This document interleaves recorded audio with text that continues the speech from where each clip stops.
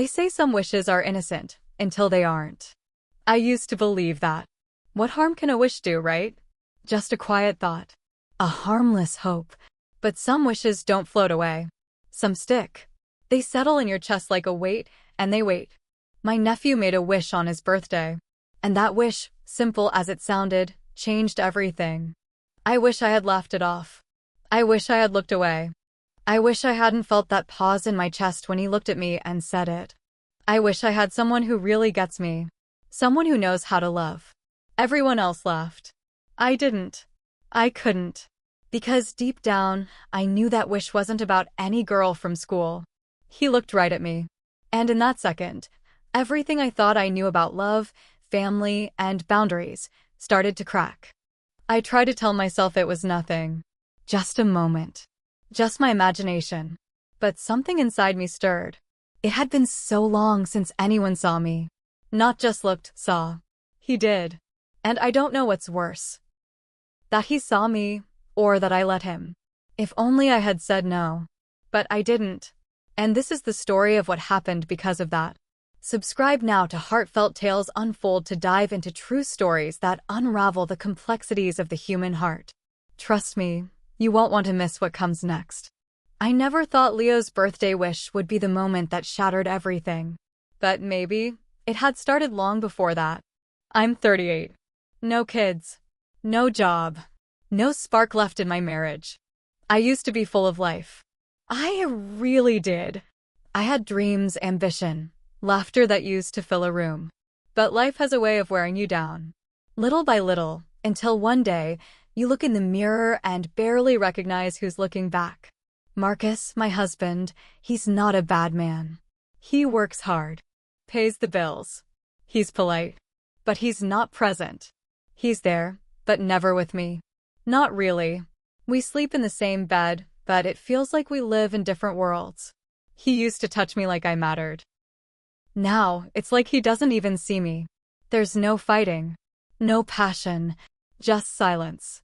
We drifted. Quietly, slowly, like a boat losing its anchor. And when I lost my job last fall, I thought maybe it would bring us closer. But it only made things worse. He buried himself deeper into work. Long hours. Late meetings. The occasional excuse that didn't quite add up. I didn't have the energy to ask questions. I was too busy pretending not to care. Then came summer. And with it, Diana, my younger sister, came to stay for a while. She's everything I'm not. Energetic. Playful. Bright-eyed. She's the kind of person who walks into a room and fills it with noise and life. And she brought Leo with her. 19. Tall, athletic, soft-spoken. He's always been sweet. Always respectful. Ever since he was little, he'd follow me around, asking questions, wanting to help. He called me his cool aunt. I used to see him as a child. But this time, he wasn't a child anymore.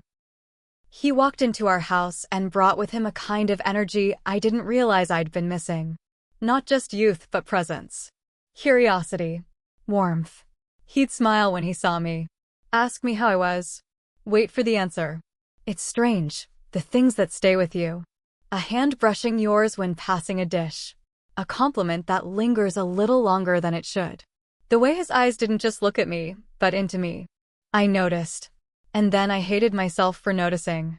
But the truth? I hadn't felt that alive in years. And every time Marcus ignored me, every time he turned his back in bed, every time he nodded absently when I spoke, Leo was there. And I hated how much I began to need that. We all sat around the table that night, Leo's birthday. The grill was going. The sun was setting. Diana was laughing about something. And then Leo made that wish. It was almost nothing. A joke. A throwaway line.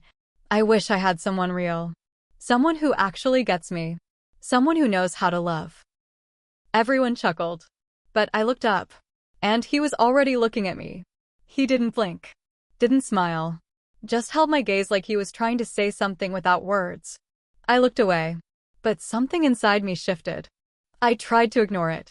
Told myself I was imagining things. But that night I laid in bed, next to my husband, and all I could feel was the silence. Leo was just down the hall. And for the first time, I didn't feel like the adult in the house. I felt like the stranger. I told myself it was nothing, but something had been set in motion. A line had been drawn, so faint I could pretend it wasn't there. But it was, and I would cross it. I never thought Leo's birthday wish would be the moment that shattered everything. But it was. It was just a joke, right? That's what I told myself. But the truth is, it didn't feel like a joke. Not in that moment. Not the way he said it. And especially not the way he looked at me after. We were sitting outside. Family, food, candles flickering in glass jars. It was warm, that slow summer heat that makes everything feel lazy and close. The air smelled like grilled corn and lemon zest. Diana was refilling drinks. Marcus was scrolling on his phone like he always does. And then, out of nowhere, Leo just said it. I wish I had someone who really understood me, someone mature, who could teach me about life and love. There was laughter, of course. Diana threw a napkin at him. Marcus didn't even glance up. I forced a smile, tried to play along. But inside, I felt something stir. Something I wasn't ready for. He didn't laugh with the rest of them. Didn't backtrack or make a face. He just held my eyes for a second too long. Later that night, when things were winding down, I was rinsing plates in the kitchen. The light above the sink was dim, and the house had that stillness you only feel when a gathering ends and the night sets in. I didn't hear him come in, but I felt him there. He stood quietly, watching me, then walked over, handed me a glass from the table. And softly, barely above a whisper, he said, "I meant that, you know." I didn't say anything. I couldn't. My hands were wet, shaking slightly under the running water. I kept my eyes on the sink, pretending I hadn't heard. But my heart, it heard him. Loud and clear. He didn't push. Didn't say anything else. He just stood there for a moment. Then walked out. I stood in that kitchen for what felt like forever, trying to figure out what the hell had just happened. It was a joke. It had to be. He's a teenager. I'm his aunt. But then the days started feeling different. He started hanging around me more. Asking questions. Little things, what books I read, what I thought about certain movies, whether I believed in soulmates. It wasn't small talk. It was intentional. He started complimenting me in ways that caught me off guard. Your eyes always look tired, but they're still beautiful. Most people talk to be heard. You talk to understand. I wish more women were like you. And every time he said something like that, I felt myself slipping. At first, I brushed it off. I told myself he was just being sweet, that I was just reading too much into it. But there was a night. Marcus had fallen asleep on the couch again. Diana was out with friends. Leo and I ended up watching some old movie on the patio. He sat closer than he needed to. Our shoulders brushed. He leaned in at one point to tell me something funny, and I caught myself looking at his mouth. Just for a second. But I looked. And worse. I didn't look away right away. That night, I couldn't sleep. I laid in bed next to my husband, watching the ceiling fan spin in slow circles. I told myself I was imagining it. That I was lonely. That I missed being wanted. That my mind was playing tricks. But then came the night in the kitchen. And after that, I couldn't lie to myself anymore. It was just a joke, right? That's what I told myself. Until that night in the kitchen. What is wrong with me? I must have asked myself that 100 times. Every morning I woke up, I felt it. That dull ache in my chest. Not guilt yet, but something close. A kind of confusion that lingered just under the surface. I started paying attention to things I never used to notice. Like the way Leo's eyes would light up when I laughed. Or how he always found a reason to be near me, handing me something, brushing past me in the hallway, holding my gaze just a second longer than anyone else stared. And God help me. I started craving it. It felt wrong. It was wrong. But it also felt like something I hadn't felt in years, maybe ever. I looked in the mirror one morning and didn't recognize who I was becoming. But then I looked a little longer. I noticed how I'd started brushing my hair a bit differently. Wearing the dress that clung just enough to remind me of the body I once loved. Putting on lipstick. Even if it was just to stay home. Not for Marcus. He wouldn't notice if I walked in wearing a wedding dress or a garbage bag. But Leo noticed. And I started to live for that look in his eyes. That tiny flicker, like I was something worth seeing. He's an adult now, I told myself. 19. Almost 20. Legally, there was no line. But morally, emotionally. God. I knew better. But I also knew what it felt like to be touched by someone's attention. To be wanted. And I didn't realize how long I'd gone without it until I started to feel it again. Every time Marcus walked past me like I wasn't there. Leo asked me how I slept. How I was really doing. If I was happy. And those weren't just words. He meant them. It's a dangerous thing to be seen when you've lived in the shadows for so long. I started avoiding my husband without even realizing it. I'd go to bed early, pretend to be asleep before he came in. I stopped asking him to talk. To try. And he didn't notice. Or maybe he did. And didn't care. Which somehow made it worse. So I turned more and more toward Leo. Because every glance, every laugh, every small gesture between us started to feel like oxygen. Like I could breathe again. I hated myself for it. But I kept coming back for more. Every time I looked in the mirror, I saw fading lines. But in Leo's eyes, I saw someone radiant. Beautiful. Desirable. Alive. And then one night, after everyone had gone to bed, he knocked on my bedroom door. That knock on my bedroom door. It was soft.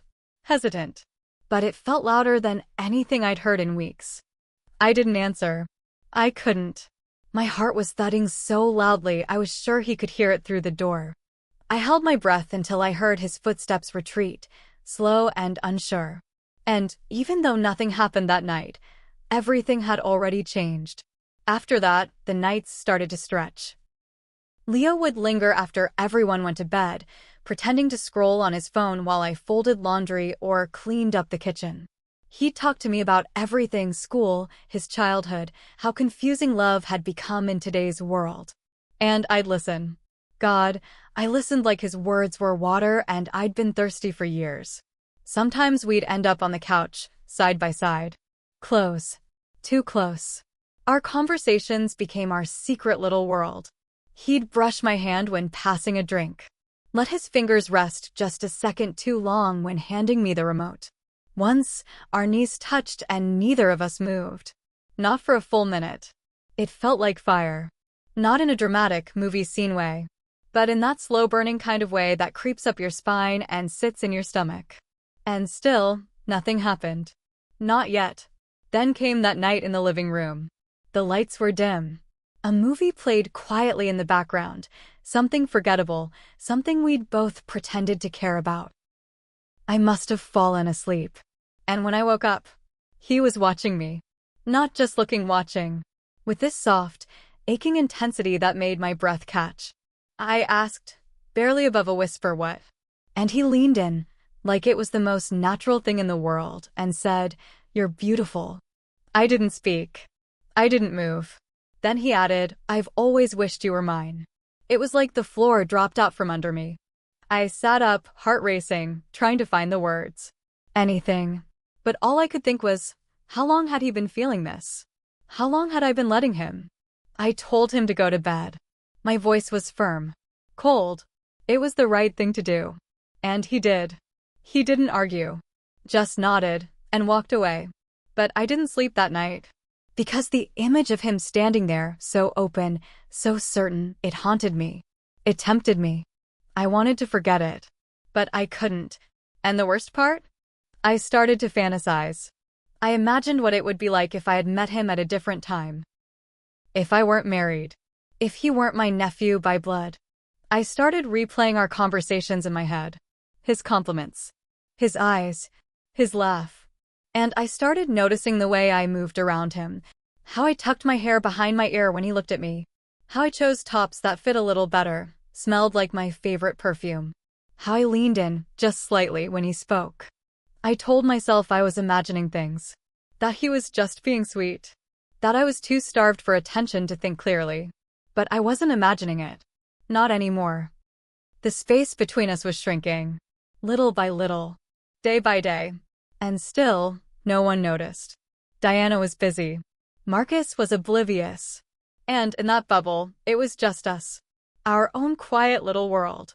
I told myself I could stop at any time. That I was in control. Until I wasn't. That night, I can still remember every detail.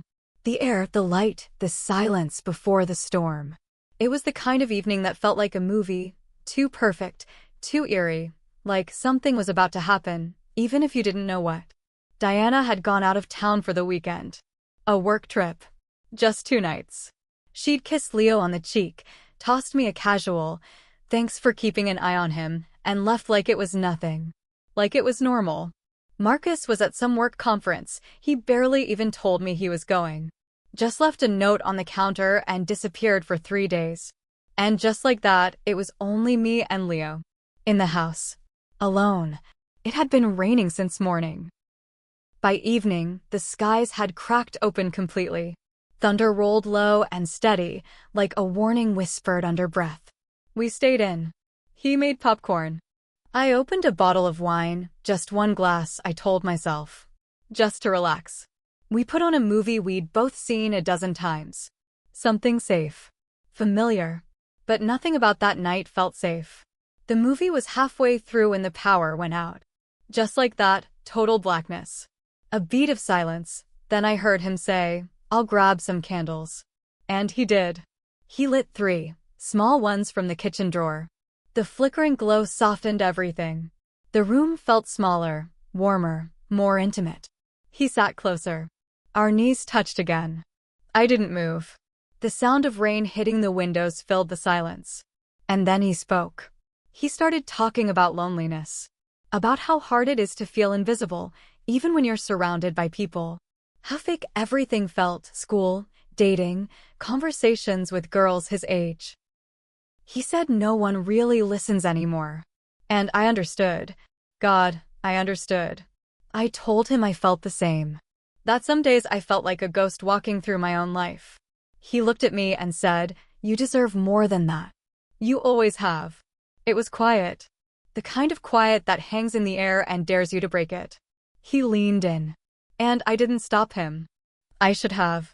I know that. I should have stood up, walked away, said something, anything. But I didn't. I let him kiss me. And when he touched my face, when his hand moved to the back of my neck and pulled me just a little closer, I felt it. That ache I'd buried for so long cracked open like floodgates. It wasn't supposed to happen. I wasn't supposed to feel alive again. But I did. And in those moments, God forgive me, I didn't feel like a wife. Or an aunt. Or someone who should know better. I felt wanted. Seen. Loved. And when he touched me, I forgot everything. My marriage. My sister. Every reason I had to stop this before it started. All I knew was that I hadn't felt that kind of closeness in years. And I didn't want it to end. That night changed everything. And I wish I could say it ended there. But it didn't. Subscribe to Heartfelt Tales Unfold so you won't miss the twists that come next. The morning after, it was different. He smiled at me like nothing had changed. Like the world hadn't shifted beneath our feet. But I couldn't smile back. Not fully. Not the way he wanted me to. Something about the daylight made everything feel heavier. Real. Wrong.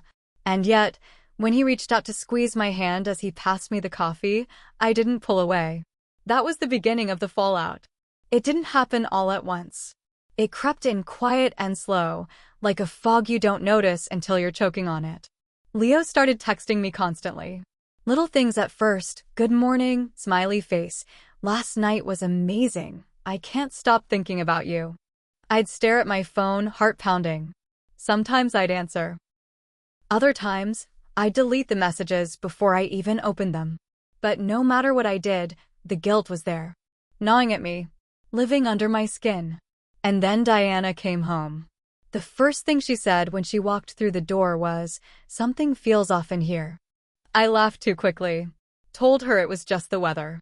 But she looked at me, really looked. The way sisters do when they know something isn't quite right. Leo played it cool. Maybe too cool. He kept the same tone, the same smile, but there was something in his eyes, like he was waiting for something from me. Some sign. Some next step. But I didn't know what to give him. Marcus came back that same night. He gave me a tired kiss on the forehead, sat down at the dinner table, and barely spoke. But then, halfway through his meal, he looked up at me and said, "You've been distant lately. You okay?" I froze. Because it wasn't the words, it was the way he said them. He wasn't jealous. He wasn't angry. He sounded small, insecure, like a man who knew something had shifted but couldn't put his finger on what. I told him I was tired, blamed the weather. Same lie. And that's when I really started to pull away. I stopped going to family dinners. Stopped sitting in the living room when everyone was gathered. Started hiding in the kitchen more. Washing dishes that didn't need washing. Avoiding conversations. Avoiding eye contact. Avoiding myself. Because everything had changed. And every time I looked at Diana, I felt like I had a brick sitting on my chest.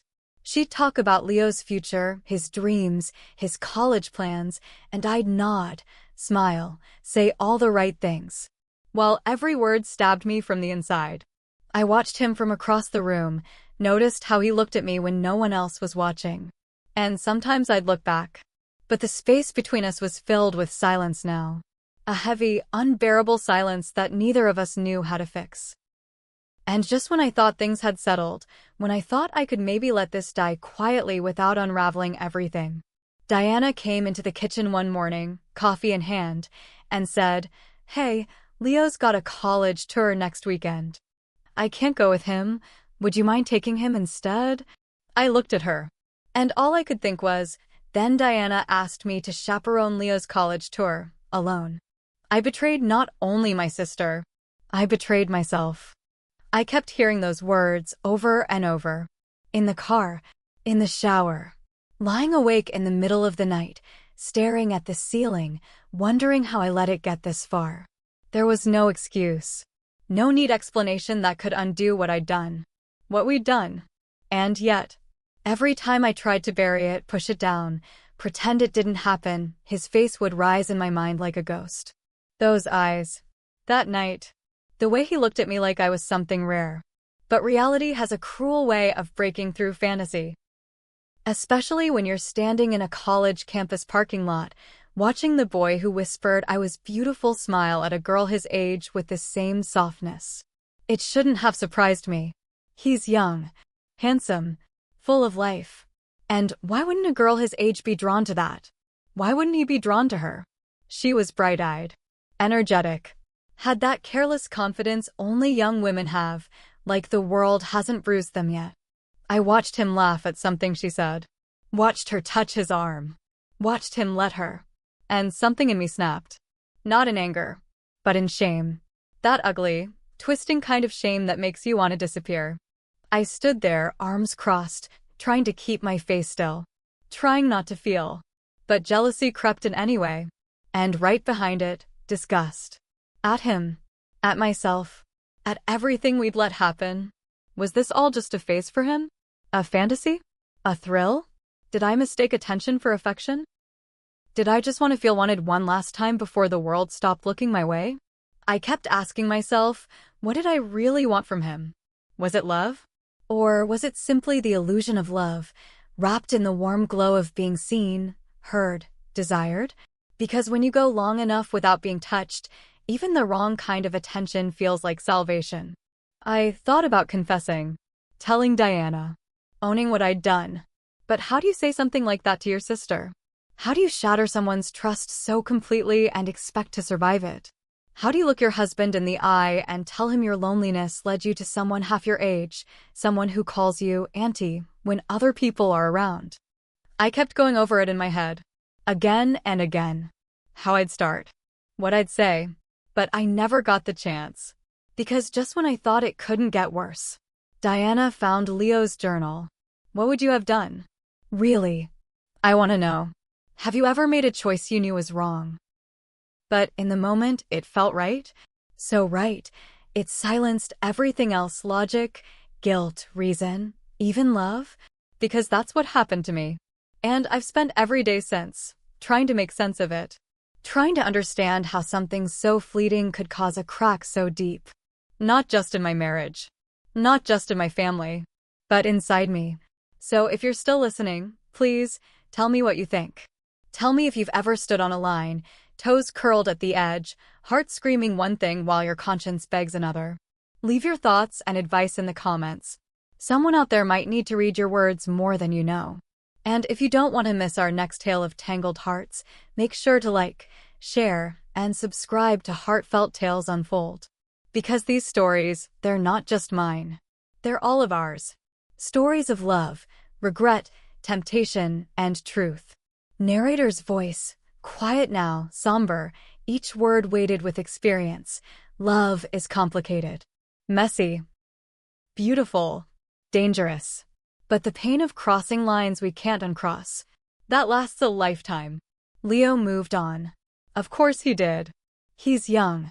The world is still unfolding in front of him. I still see him in photos sometimes. On Diana's social media. Smiling. Radiant. Like he has no idea what he took with him that night. But I know, because I never got that version of myself back. The version that could sleep soundly. The version that trusted her own reflection. The version that believed love and loyalty could never live apart. I live with my choices now. Not every day is unbearable. Some days I even forget for a moment. But the weight never leaves. Not really. And I'm telling this story now not for forgiveness, but for clarity. For someone out there standing where I once stood on the edge. Because maybe, just maybe, if you hear what happened to me, you'll take a step back. And not forward. Sometimes the deepest wounds are the ones we gave ourselves.